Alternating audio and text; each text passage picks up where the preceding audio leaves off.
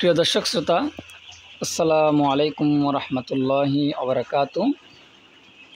আমাদের প্রিপলস এক গ্রেডের বাচ্চাগুলোর বয়স হচ্ছে আজকে 6 দিন।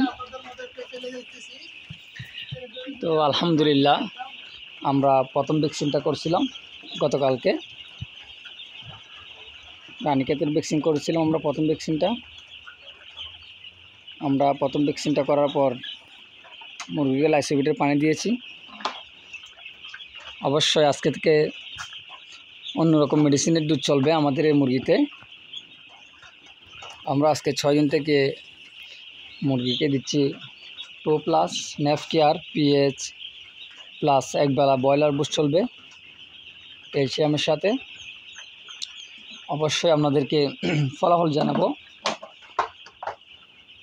প্রত্যেক দিনের আপডেট ইনশাল্লাহ আপনাদেরকে জানাবো। যারা রেগুলার আমার চ্যানেলে ভিডিও দেখেন তাদেরকে অসংখ্য ধন্যবাদ আমার সাথে থাকার জন্য। যারা নতুন কোনো উদ্যোক্তা হতে চাও তাহলে অবশ্যই আমার চ্যানেলের সাথে থাকবেন। সবাই